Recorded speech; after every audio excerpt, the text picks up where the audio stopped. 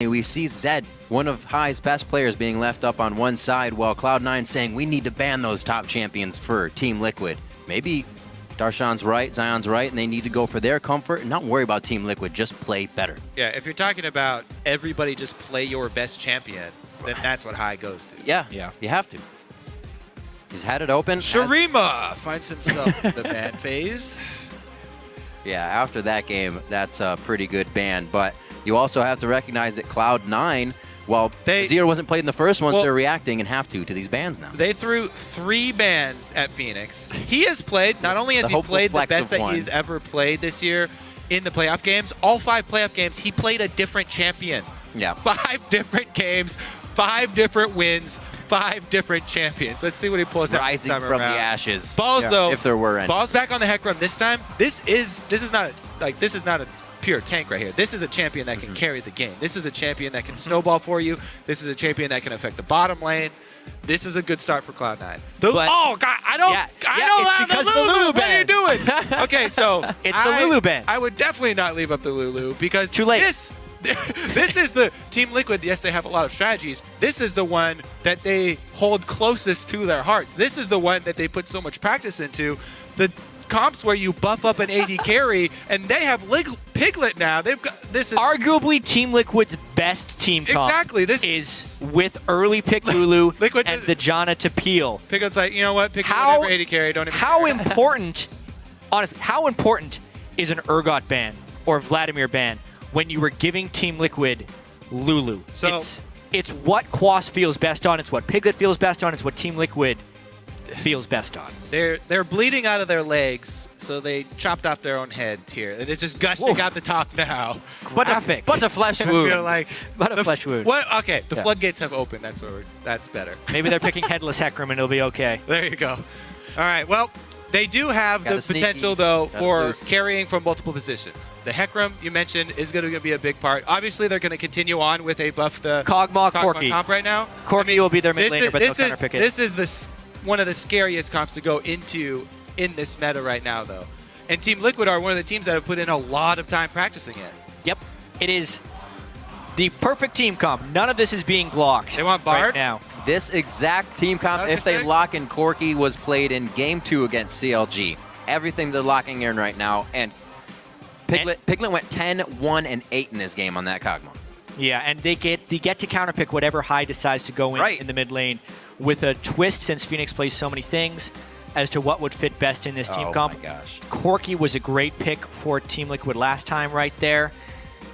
Cloud9, they got to make up their mind here. Do they do another hard CC? I feel like if they do something like Nautilus Corki, that's their best chance at blowing up the ball of death the Team Liquid is putting together. And that's what they'll end up doing. There's the Corki. They take it. So, yes, Team Liquid giving them a Juggernaut or buffed AD carry or Death Ball or whatever you want to call this is scary. Cloud9, though, again, they can go with the double Trinity Force. They had this combo in Game 1. They didn't use it correctly. They can go double Trinity Force. They can force an engage with a Nautilus Sejuani. They have the ability to try and head off this team before it gets out of control. Maybe Cloud9 can have a stronger early game, can snowball this. Yeah, there's obviously ways to beat this Juggernaut. It's not an unbeatable set of champions. I really feel like Team Liquid was hoping to get Corki there. Lulu mid. Is that where that will go? That would be an interesting wrinkle and would really lower their damage overall. Absolutely. Also, it would give Team Liquid point man to absorb the Sejuani ultimate. That's I think they just had to call an audible on their own strategy here with what happened in those last few picks of Cloud9, and that may have thrown Team Liquid off. This could be a very flip side game here. If Cloud9 wins, that's huge momentum for them, and Liquid loses on one of their best compositions. Speaking of sources of damage, very, very, very few here. It's all about the Kog'Maw. So Lulu, what was the best composition? Lulu, yes, is going to add a decent amount, in the mid game, and buff up the Kog'Maw. But Cloud9, if they can, punish some mispositioning. Single point of failure now for Team Liquid. They no longer have. They also really lower their poke damage with the Psy on top. Overall, it definitely makes them a harder tank ball to cut through. I mean, Sion is hard to kill in the first place. you add the fact that they can Jugger Scion on top of that, or however you want to call it, and he's even more unkillable.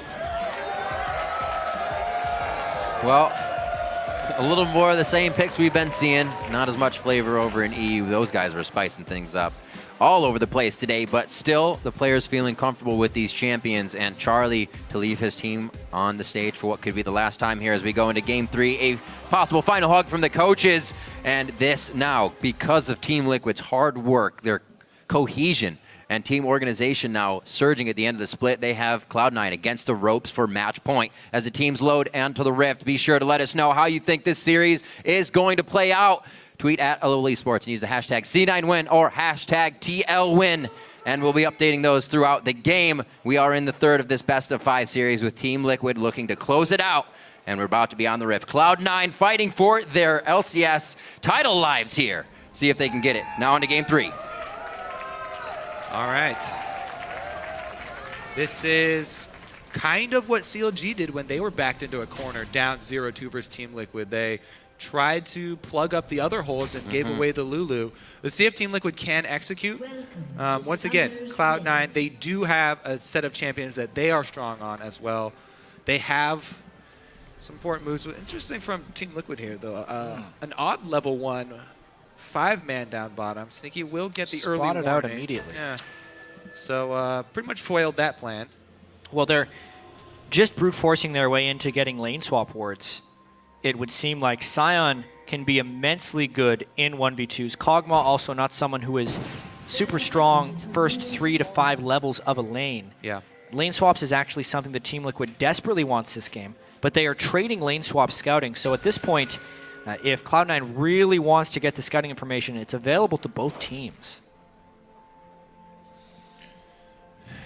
All right, yeah. So remember, these Kog'Maw compositions, they start to come online once your Kog'Maw has maxed the W and built a Trinity Force at least.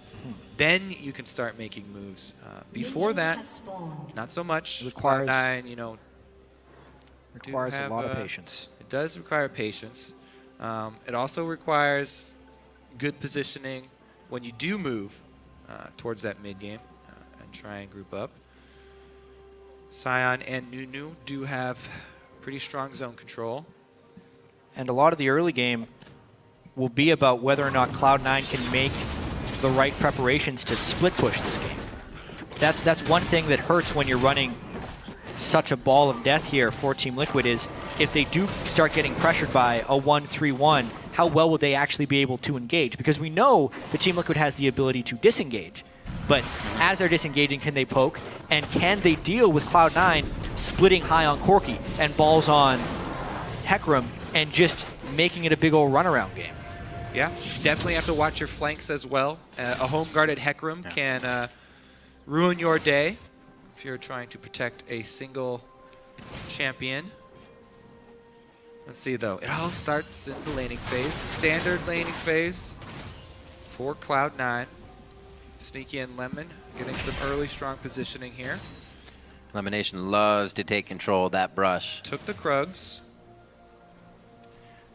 Looks like they'll be able to keep it safe. Obviously, Sneaky on the Lucian was able to push out Piglet each time that he's had it. Piglet obviously offering the same medicine as he gets it. Just a very aggressive early AD carry, and he's playing it nicely to keep that wave just in front of the turret as well. At the very start of this lane, actually, Piglet was going to lane to set up the freeze, whereas Sneaky and Lemon were taking the Krugs. So as far as the battle of who gets the early experience in this series, this time it goes to Sneaky, and both times previously, the team that takes the early camp has had a pretty good time in the lane. The other thing about running these protection compositions is that with the Nunu jungle, you don't exactly have a lot of early jungle pressure. Is he going to be all right? Yeah, he's fine. Close. He's fine. All right. He's fine. 40 health. He's fine. One more hit from the big Raptor. Hey, nerf the damage on the babies there. Well, that's what we usually see from Meteos. Going low, getting as much farm as he can before he tries to make an impact there. Still on the tank jungler, not something aggressive, which we saw a few times towards the end of the split from him. So still staying in that safe realm of coming out of the jungle for the team and being good for fights. So I'm very curious to see if Meteos does try and focus bottom lane. Even if you don't get kills on Piglet, if you can delay the power of this Kog'Maw, if you can deny him CS, gain an advantage for Sneaky in the lane, try and bully this Kog'Maw around the map, then it does a lot for opening up that window for Cloud9 to try and take home some advantages. Quas really dominating this lane, just being there 1v1 so far. 26-19 as he goes for a ward. Looks like he knows he's going to be pushing into that turret a little bit since Balls is letting it happen. Trying to stay safe all around the map. Maybe a little jungler intervention here for Meteos. Arctic Assault will apply that red buff if he can get the hit off. That's going to be under special, forcing a flash here. That's a Dedic special, and Dominate, too little too late, was not able to offer assistance. And that's going to heavily deny Piglet's farm moving later into this game. That's exactly the start that Cloud9 wanted. And as far as single points of failure going, if you're going to be playing Kog'Maw in this composition, even just in laning phase, Piglet had poor positioning right there for the ward control that the team had at the time. Easily capitalized on by Cloud9, and the best start they've had in the series. Yep. Maybe cheering up Bjergsen a little bit there after that tweet as well. Another pro kind of giving insight into what we're seeing on the cameras in between games here from the teams. Looks like Cloud9 had a pretty good talk, and so far have righted a bit of the early game. Not out of the woods yet. As Team Liquid wins this one, it's all over. Good push in the mid here, high. Very aggressive within the minion wave. Houdini. He's gone. Boots. Okay, so we got Boots looking for that Phage as well. Make sure that home guards come nice and early for him in the top lane. He also gets himself a ward here, knowing he'll push back on Quas as he backs, tries to deny some of the CS, but so slow. Can't get pushed up after the roll. So it's not a home guard rush, because definitely you would rush to your level 2. I'm interested to see what Balls has in mind for this lane. He's bought items to have a better lane phase for himself rather than have that really high impact teleport home guard. Because he was probably planning on using his teleport to get back to lane anyway, and he knew that he would not have the cooldown anytime soon. Back is against the wall. You either play your best or fall. Dyrus with the rhymes. He's a poet.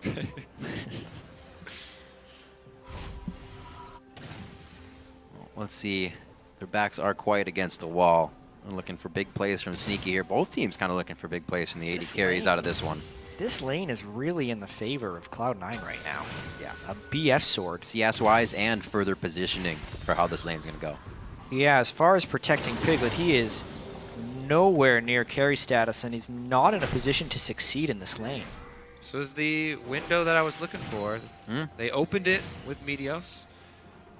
Now, let's see if Sticky and Lemon can... Now, this is the line that you have to tread, because they want to play very aggressive. They want to deny as much CS as possible while they have the advantage. However, they cannot afford to have a Scion teleport in behind them and turn something around. If you coordinate that with a Nunu, even running down the lane, Nunu runs down the lane, blood boils. If a Scion is behind you already, no escape, then they can close the distance, and the constant snowball spam is enough to chase you down a lane.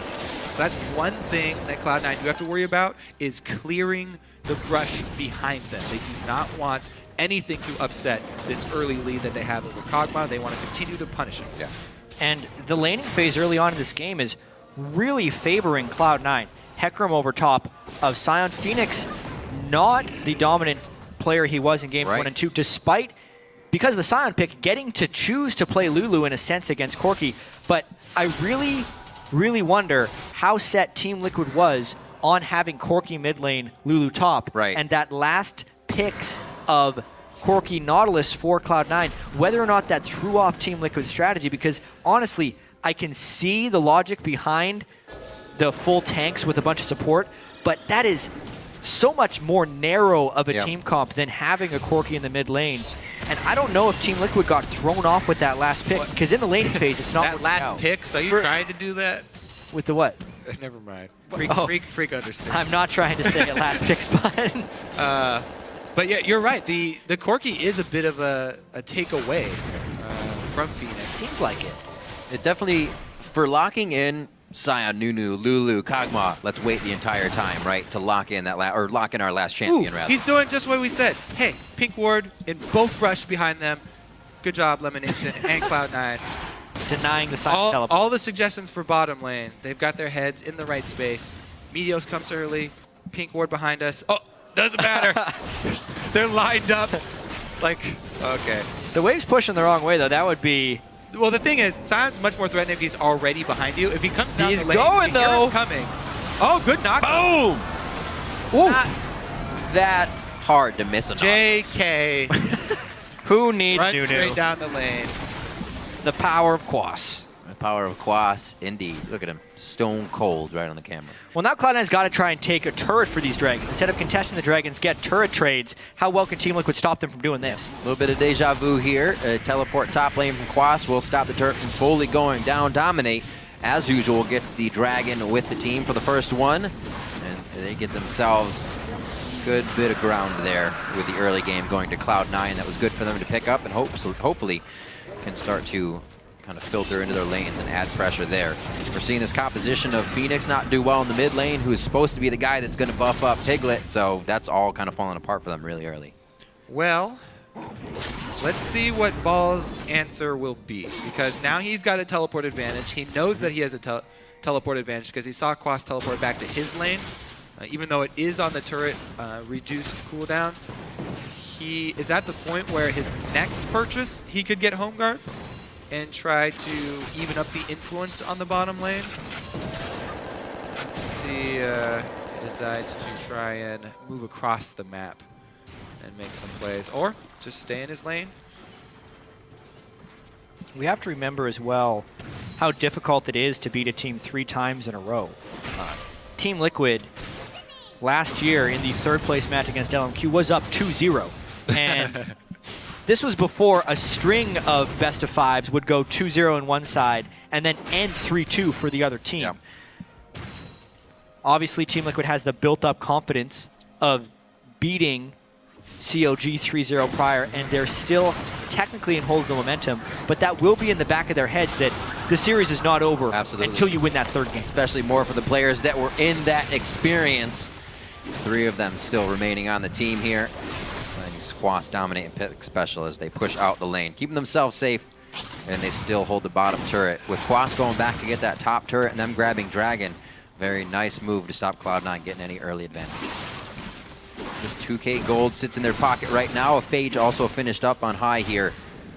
See if they can start using Triforce spikes within the next 8 or so minutes. That'll be the moment where Cloud9 wants to turn on. We know that the Team Liquid team composition needs a lot of patience before they can get the Protect the Kog'Maw going, but because of the 40 CS lead that Sneaky has on Piglet, there's a good chance that Cloud9 can actually get 2 Trinity Forces done before Piglet gets his first. And if Cloud9 can force during that window, they could take complete control of this game. Very aggressive trades as well towards the bottom lane. You can almost see on the minimap the icons just laying on top of each other the entire time as Quas Balls go head-to-head. Looks like Hai's getting some free time in middle. There was a lead in CS by Phoenix from the roaming being done by Cloud9, but that seems to be evened up on both sides now as Dominic gets himself into position. So Liquid's doing all the right things, getting back into position to stop Cloud9's pushes here. But neither team's getting too much out of this lull.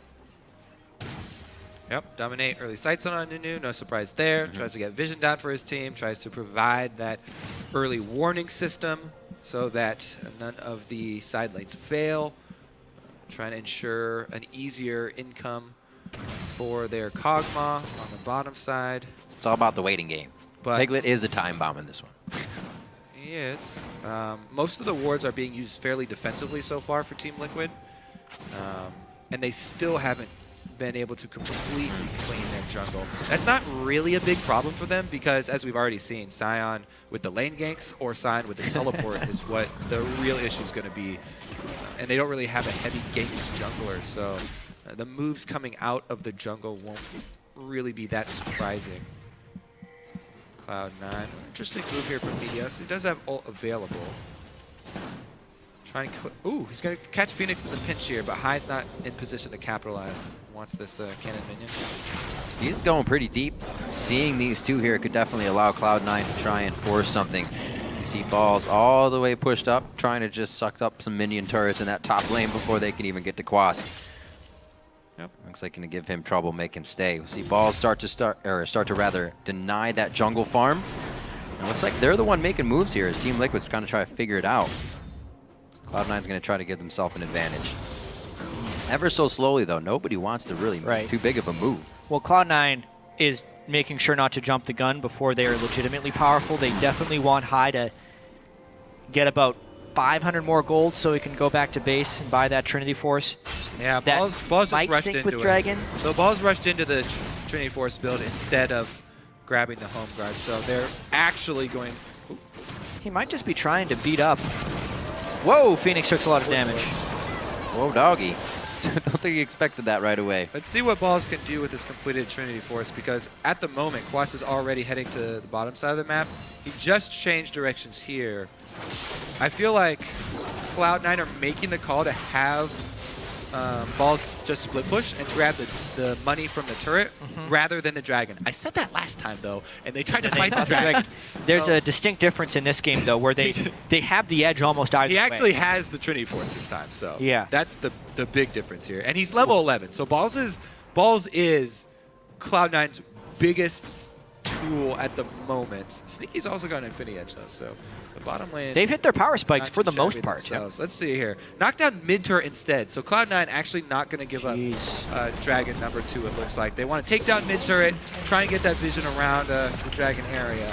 Something they can do fast. The one Hecarim that Triforce Balls with their rather High with his Sheen get there on Corki. Those turrets are not going to be standing very long.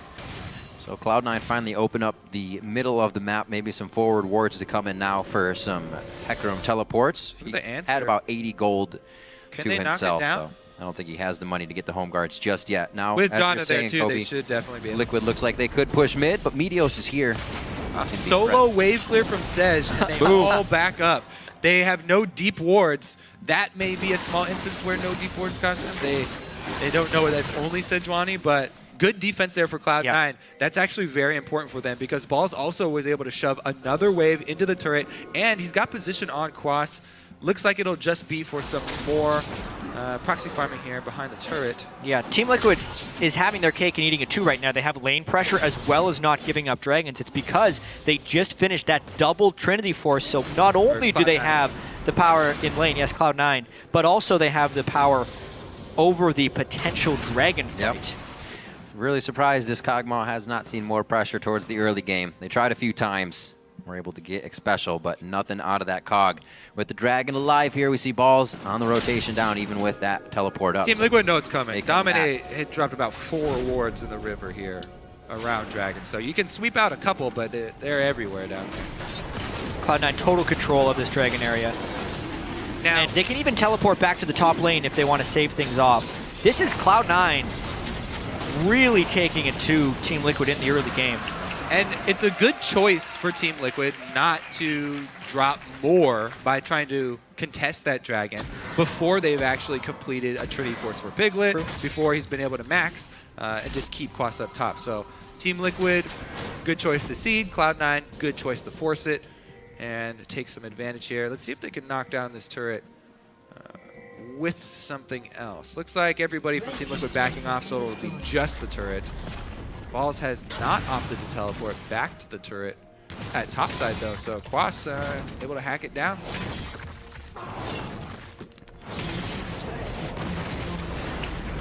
This is a good lead for him in the top lane. Keeps it strong. That's 1-1 now on the kill board.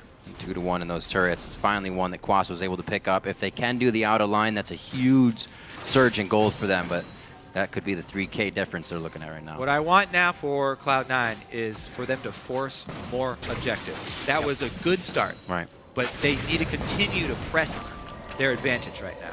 Yeah, I mean, especially with Kog'Maw off in this side lane, potentially freezing. It looks like he's going to push off the wave a little bit.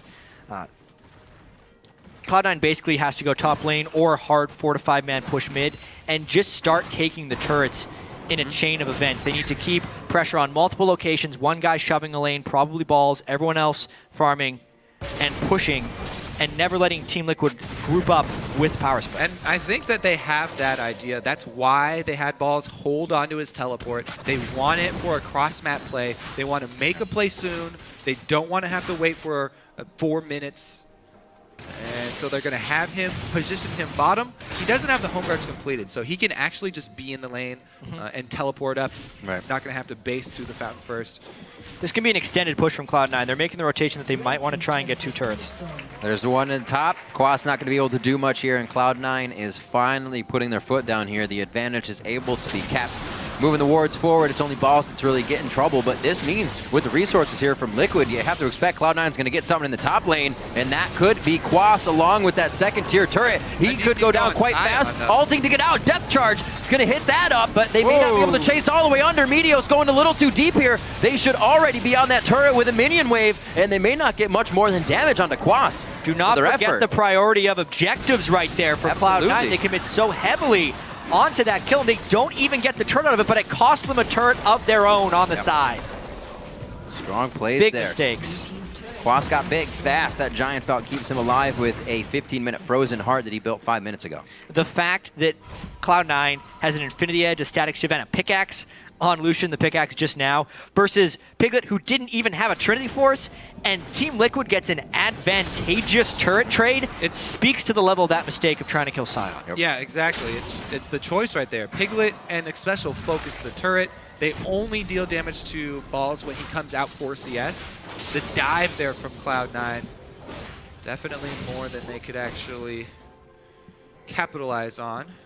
Let's see, though. They still are riding this spike, and they still have the teleport. They do not have these ultimates, though, from Nautilus or Sedge, so they probably have to wait for those to come back up. That might really be a problem. A 1,700 gold lead for Sneaky over Piglet's Kog'Maw is rather immense at this point. But if you compare it with the protection that he will be receiving, you add the Blood Boil, the Lulu picks, and the Janus Shield, Kog'Maw would still be stronger as an individual. Right. It's all about saving that Juggermaw. Can he be kept alive?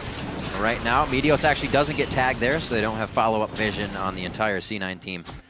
And they don't have the wards either. Those are being cleared out quite nicely by Cloud9. Team Liquid only sees their half of the jungle now, and that means C9 can start to make these moves. Looks like they're going to get Balls to split push in the bottom lane. Still yet to finish those home guards, so it's just going to be regular TPs. Already 1-3-1 from Cloud9, but immediately Team Liquid is ready to push down mid lane. They have the Trinity Force on Kog'Maw, which is the moment they want to start protecting, and that's actually the moment Cloud9 could have won a fight, I feel like, because they have the power spikes on the appropriate champions, but they're trying to pressure these side waves. Cloud9 has to make the turrets count somehow. I feel like if Balls had upgraded home guards instead of getting the mantle or the cowl there, then the play was possible for him to teleport in behind at that mid turret. But without that purchase, you can see he's just going for the team fight. He's not looking for home guard plays. All right. Speaking of plays, they don't even have the Blade of the Rune King yet, just the Cutlass. This could be difficult. He's going to try for a steal.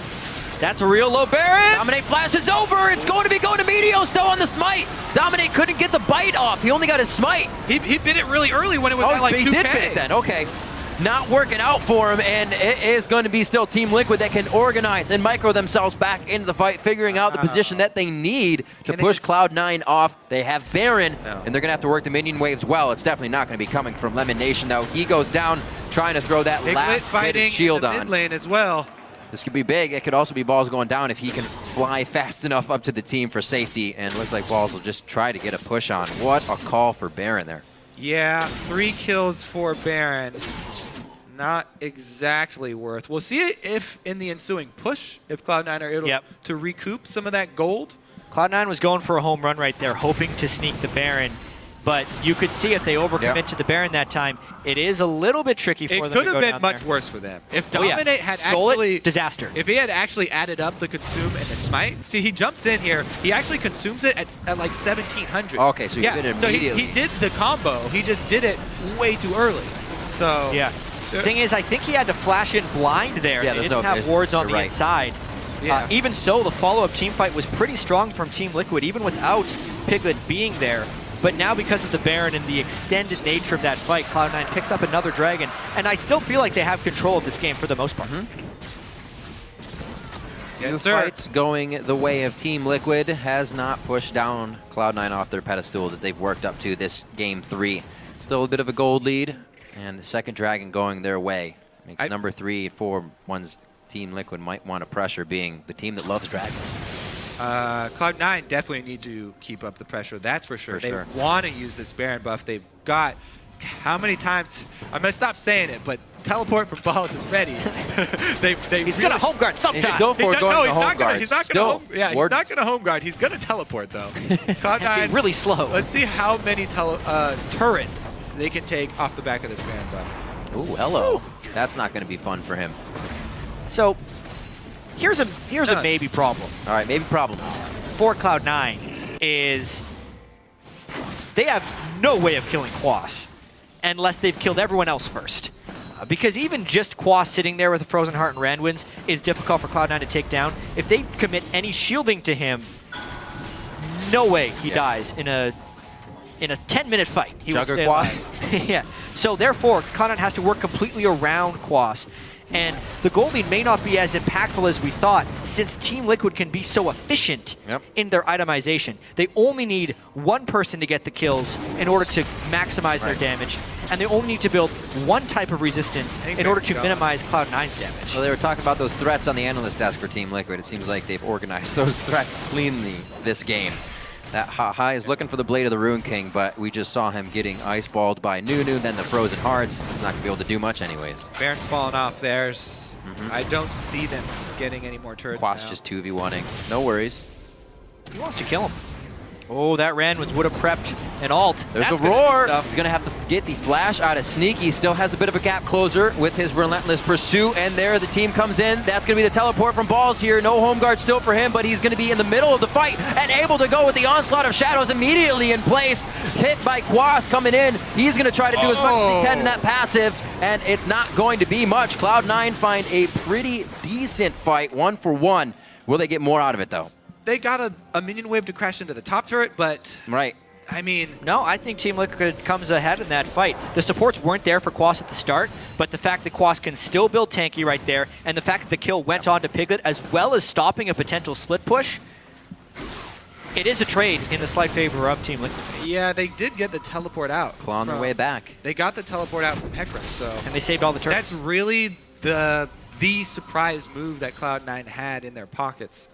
And surprise, 1-for-1, because Zion passive is ridiculous. The strangest thing to me about this game is that Cloud9, with this double AD carry and a Hecarim, they are a split push, objective-focused, turret-taking team. Yet, decision after decision throughout these 27 minutes have been Cloud9 peeling back for fights and going for kills. And they only have 3 kills, so those kills they've been chasing, they're not even getting for the most part. Cloud9 could easily have 5 turrets in this game. And that would translate to a 7,000 or 8,000 gold lead if you count everything else they could have gotten from that. They're misplaying their hand a little bit, and it's leaving the door open for Team Liquid to take this game from behind. The top turret that they aggressed under previously before is still at 75% health, so you are correct. The objective focus a little awry right now for C9, but the defensive focus, that's being dictated for them by Liquid now as they push them towards the mid turret. Just a quick tidal wave to clear out. Do they have the flanks? Watch for Sejuani. Well, Hecarim's pretty far, and Hecarim also the hesitation. Oh, what a grouping that was. Now he tries to follow up. The Arctic Assault is only going to push Dominate a little bit here. The teleport comes in from Quas. That could be ringing the dinner bell down the mid lane.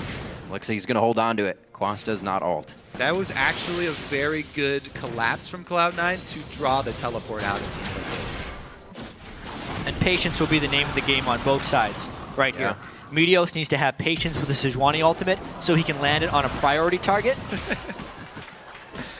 And as well, Team Liquid needs to have patience to not over-engage before they're Those buttons are close. They're real close. A little fumblerooski. You never know. The crab just, sometimes he'll just he'll run just away in a juke random direction. You got to stay on top of that sucker. Yep.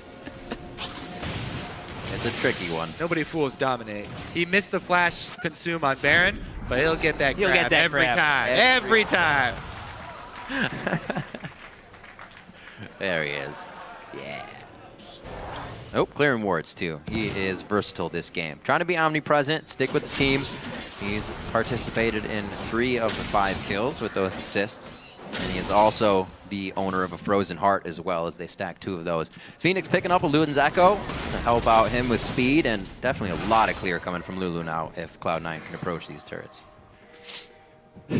We did have that soundbite from X Special about how heavy is the rest of Cloud9 for Sneaky to carry them. Well, Sneaky is doing extremely well this game, and he's going the right itemization build. Yeah. If he finishes Blade of the Ruin King with Last Whisper being completed, there's a chance he can start cutting through some of these tanks and shields from Yeah, how heavy are the tanks on the front line of Team Liquid, though? He's got a lot of meat to move. He's got so much work ahead of him trying to push those guys out. Oh, this is a lot of people close to each other. Maybe we get a fight here. Party in the Bramble Pit! Big Balls flies in with Onslaught of Shadows. The Monsoon kicks back Cloud9, but can they organize and assess who they want to kill? Yeah, it's going to be Dominate first. They melt him down. Meteos over the wall now, and this is Cloud9 not following, not going for the fight. Can they get something out of it, though? Unfortunately Their not. HP is very low. That was a big one. They are going to ping Baron right now. Yep. That's very risky just because the shields from Team Liquid, they can okay, they're just going to go. Well, They're just going to try and burn it's it not down. a 50-50 smite, so Boss they would have don't to ultimate right worry. now. There he goes. Boss hits it. Oh, he makes it into the pit, threads the needle, the Baron entrance. Piglet. He gets in. Cloud9 is all Piglet. tanking that Baron Solo. before it went down. Ball's going hard on the Piglet now. Phoenix and Special very low. They clean up Quas, but his death body is going to be very scary. They leave Lemonation in the pit by himself. Great shots from Sneaky to take down Quas, and Cloud9 have completely put themselves in the lead here without a doubt. This time, they put it all on the line for the Baron. Take it because Nunu's down. No threat there, even with Quas jumping right in. Ooh, it paid off for Cloud9. This Baron buff, they really need to make count. Oh yeah, and you could see the lack of damage there from Team Liquid at this point in the game. The Scion not contributing, the Nunu not having a Blood Boil to help out Piglet, and everyone on Cloud9 getting away with slivers. The diving from Balls as Hecarim and the sustained damage from the double AD carries is doing its toll right now. Cloud9, smart take for this Dragon. Using those advantages very well now. The map is obviously going to be clear of Team Liquid bodies for the time being. Easy breathing room here for Cloud9 to extend that lead even more. The third Dragon now, 4 and 5 are very close, and they'll probably be theirs. But they got to get these waves pushed out first. This bottom wave was gigantic, so Sneaky could be going for another one here. How many swords can Sneaky buy? Because he needs every single kind. Now with the Bork, he actually has the means to chop up some of that frontline meat. He's already got the armor penetration. He already has Infinity Edge crits. Let's see if this is the push that Cloud9 take inside the base. They really have to focus this one. Because after that last fight, crucial part of that last fight, Piglet is down both summoners. Yeah, and it's not like Balls' Hecarim is an easy target for Piglet to slice through. No, this is a guy... He doesn't even have his third major completed item. And Quas has been building for these team fights the entire time. He still doesn't even have home guards. He's going full on, sit on Piglet's face with the frozen heart, and try to deny his damage. Try and contain all of that throw up from Kog'Maw. Yeah, the poke coming in pretty heavy from Cloud9 here. They're making this Baron count, finally focusing on the turrets. Top lane split push, mid lane take it down. It does not look like there's much that can stop this Cloud9 team.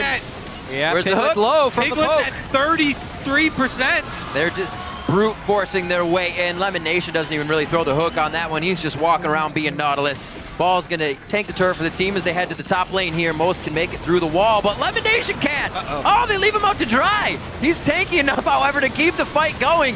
Lemonation is still fighting as the team, is taking the turret, and then they might be helping him. Priorities getting all switched around, but it looks like they still have enough of the advantage that priorities don't even matter at this point for Team Liquid. They run into the base, so close to getting kills on Piglet and Phoenix. The guys who have been the carry for Team Liquid are running for safety. But a single point of failure, low damage. You're seeing this Cloud9 lead, and the tanks that they have accumulated are too beefy for Team Liquid to cut through. 2 inhibitors down for Cloud9. Cloud9 look like they've pulled it off. They really are not done here. This would be the lowest that they have ever placed. This would be the first time they haven't gone to the finals. They weren't able to make a comeback. And Team Liquid got to hold it together. Yeah, Cloud9 in big position. I mean, just looking at this fight, you think, all right, they got Lemonation caught. Easy, right? Piglet is in the back, though, can't immediately damage. And Cloud9 says, you're going to waste time with the support. Time to kill the turret. Sneaky is a huge damage threat. Piglet is immediately in retreat mode because of the Sejuani ultimate that Meteos was able to extend onto Piglet. I feel like that was a late Mikhails. Does he? I think he also needs a QSS or something. Because Piglet did not get off almost any auto attacks that entire fight. That'll hurt your damage. So, you know what hurts your auto attack spacing? Not being able to auto attack. Absolutely. I'm gonna remember that one. Auto attack spacing just goes up with attack speed. Quick tip. Not even really getting the living artilleries out from the pack either. 4-0-1, and he cannot be the Kog'Maw that needs to carry this. Phantom Dancer will definitely be good assistance to getting and chunking through Meteos and balls right now. He has the Blade of the Rune King, but still all eyes on Piglet as he picks up that red buff to help his spacing out a little bit. Is he ever going to finish Phantom Dancer? All right, finally. Okay. He completes it. Still no Last Whisper. He was waiting till you said so. Would have to be his next item, I'd imagine. Cloud9 can be patient with this as well if they need to be. 2 waves of super minions, and Team Liquid only has 1 person who can clear those minion waves, and it's Kog'Maw. If Kog'Maw clears a minion wave, the 3rd inhibitor falls. Cloud9 just needs to be patient. The clock is ticking as the minions enter the base in both top and mid wave. Oh, sneaky. By himself in a very scary spot. Does get hit by Quas there off of the ultimate. He's going to die immediately, and it looks like Cloud9 may have to rethink this fight. Dominate's coming out quick. He's the one with the Blood Boil and the Wild Growth on, so he tries to continue initiating, but there's not enough chase, and it looks like Cloud9, even with losing one of their damage threats, can still keep going. But make sure everybody's on the same page first. Fighting with the minion waves as best they can. Cloud9 sticking around with no sneaky here. No Phoenix sneaky, went no over Baron. to try and handle the supers. That's what they were waiting for. Cannot get enough damage from Phoenix to clear the waves, and they have gotten Winions to take out one of the Nexus turrets. Bottom wave will be cleared a little bit easier with that inhibitor being up, but a great time play, if you will. Very timely. This is a tense one. Team Liquid holding on. Quas with a great move there, taking initiative, taking matters into his own hands when he sees Sneaky split up. I didn't hear who that was for. Yeah. I heard there was a chant from someone. I mean, it sounded like a rally. Let's go. Someone. Yeah. Go League of Legends. Well, we're definitely going to get more due to the result of this game. It looks like Cloud9 wants to push it to a game 4. We're going to get another series out of this one if they can keep putting their foot down this strong. The Righteous Glory finished up recently by Lemon Nation to continue these fights.